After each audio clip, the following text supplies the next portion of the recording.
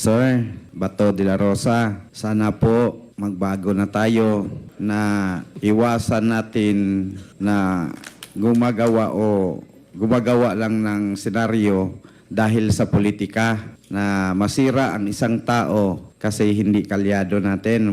Iwasan na po natin at wag na natin gawin na pilitin na gumawa ng kwento para lang mapin down ang isang tao. Now recognize. Please proceed. Thank you. Can you please confirm if you are the same Roland Eslabon Espinosa, aka Kerwin? Kayo po ba ito? Opo, yes po, Your Honor. And do you confirm the truthfulness of the contents of this affidavit? Opo, Your Honor.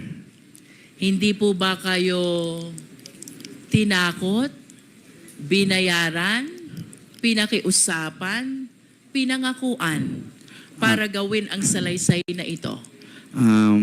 Wala pong nangyari na ganyan, kundi ako mismo nagpatulong sa abogado ko na magpunta dito sa mga congressman para nagbaka sakali ako na makamit na ang mga nabiktima ng EJK sa nakaraang administrasyon. Kerwin, kanina, while you were delivering your opening statement, I observed that you were crying. Umiiyak ka. Can you please enlighten us why? Kasi sa panahon na nandun ako sa AIDG na nakaburol ang papa ko, humiling ako sa mga pulis doon na sana pagbigyan nila ako na makauwi.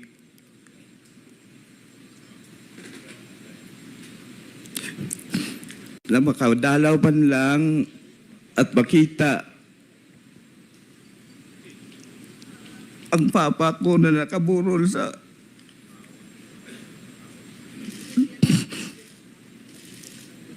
Kerwin, of course, you believe that your father, the late Mayor Espinosa, is a victim of ruthless killing. Is this your position, Kerwin? Yes po. Pero alin ba yung mas nakakaiyak? Yung pagkamatay ni Mayor Espinosa o yung hindi kanila pinayagan na madalaw ang burol niya? Pareho po yung dalawa na hindi ako pinayagan na makauwi sa lugar namin para makita sa kahuli-hulihan na panahon ang daddy ko. Kerwin, prior to the death of Mayor Espinosa on November 5, 2016, he was the mayor of Albuera, Leyte. You confirm? Yes po. Pang ilang taon po ba niya na mayor ng Albuera during that time? First time pa po niya na maging mayor po ng Albuera, Leyte. So 2016 is supposed to be his first term as mayor. Yes po. Ano po ang ginagawa ni Mayor Espinosa bago siya naging mayor noong 2016? Ang mga ginagawa po niya ay tumutulong sa mga tao doon sa lugar namin o sa lungsod ng Albuera ng mga kunting mamigay siya ng mga bigas, yung may mga problema kahit personal, yung mga asawa, ayusin niya at madali siyang lapitan ng mga tao doon. Kaya binoto siya na maging mayor. Pwede mo ba kaming kwentuhan, Kerwin? Ano ang pagkatao ni Mayor Espinosa as he is known by the people of Albuera, Leyte? Yung papa ko po, mabait na tao. Mahirap na kung elaborate ko pa kung anong klaseng tao siya. So siguro sa nakita kong kakayahan ng Quadcom o sa mga congressmen, pwede naman sila magpadala ng tao doon sa lugar namin at itanong kung anong klase o anong unsay pagkatao sa akong papa. Lisod, mahirap kasi na ako magsalita na ganito. Kasi sarili ko yon, ama. Mas mabuti na malaman nyo based doon sa mga tao sa Albuera. I understand, Kerwin. You also stated in your sinumpaang salaysay, habang nasa Malaysia ka, papuntang Abu Dhabi, you learned that the late Mayor Espinosa is included in the narco list. Oh, yun po. Nalaman ko na lang na nasali siya sa listahan ng presidente na narco list. Paano at kanino nyo po nalaman na kasama pa lang inyong ama sa narco list? Sa panahon na yon, may kaibigan ako na si Buntuyan, taga Cebu. Si IDG din yun, si Sir Delpin Buntuyan. Siya ang nagsabi sa akin na amigo, ang imong papa na apil sa narcolis ni Presidente.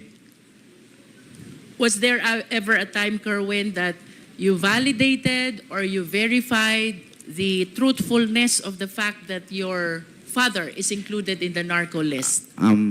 Na ano ko na yun, na positive na talaga, na naniwala ko. Kasi sa TV at sinabi ni Pangulong Duterte na kasama ang papa ko sa listahan ng mga narcolis. You are saying, Kerwin, that Mayor Espinosa is one of those named by President Duterte as included in the narco list. Is that your statement, Kerwin? Yes po. And that is the reason why you conclude already that indeed your father is among those in the narco list. Yes, Tama ba? yes po. There are three important statements you made in your sinumpaang salaysay which really captured my attention. First, Kerwin, is the raid which happened in the house of your late father in August 2016. You mentioned in your affidavit that the guns, the explosives, and the drugs were all planted, and you were certain because prior to the raid, there were women who cleaned up the entire house Yes. because they are apprehensive already that any time there will be a raid in the house. Yes po. Bago nangyari ang raid, yung mga women supporter ng daddy ko nandoon sa bahay. Kasi yung daddy ko doon na tumira sa munisipyo. Nagbabantay ang mga women supporter ni daddy sa bahay namin, ancestral house. Habang nandoon sila, lininisan nila yung bahay ni daddy. At yung sinabi, nandoon daw sa nakita sa cabinet, sila mismo nagtaka kung paano nakita na merong mga illegal na bagay doon sa cabinet. Samantalang ang dami nilang naglinis na wala silang nakitang droga. Can you please confirm for the record, Kerwin, ano ang mga nakuha ng PNP operatives during the raid of August 2016 in the place of residence of the late mayor? Sabi daw nila, based on sa ilang report, nakakuha sila kanog 11 kilos nga shabu dito sa ilalim ng cabinet, at mga mga baril doon daw sa loob ng bahay ni Mayor, at may mga pampasabog doon din nakuha sa loob ng bahay ni Mayor. Kung isipin natin, 11 kilos, hindi kaya yun nakita sa mga naglinis na mga women's? Ang dami nun. At ang mga baril, at ang mga bomba, ilagay kaya yun ni Mayor sa loob ng bahay na mga sumasabog na mga bagay at mga mahabang baril. Yun ang sabi nila na nakita daw nila doon sa loob.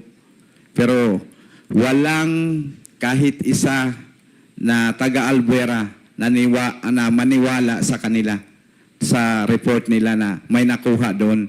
Kasi ang nagbantay sa bahay ni Mayor, yung ancestral house namin, nasa 70 ka mga babae nandoon sa bahay. Binantayan talaga ang bahay namin. Inano sila ni Joby na magkaroon ng raid, kaya tumakbo na sila. Natakot. So you deny, Kerwin, the legitimacy of the raid or the operation that was conducted by the police operatives on August 2016? Opo. And can you please state for the record, sino po ba ang namuno? Sino po ang team leader ng naganap na raid sa inyong tahanan nung nasabing petsa? Si Mr. Joby Espinido po. Can you please state his full name? Police Colonel Joby Espinido. Mr. Chair, may we know if we have Colonel Espinido here?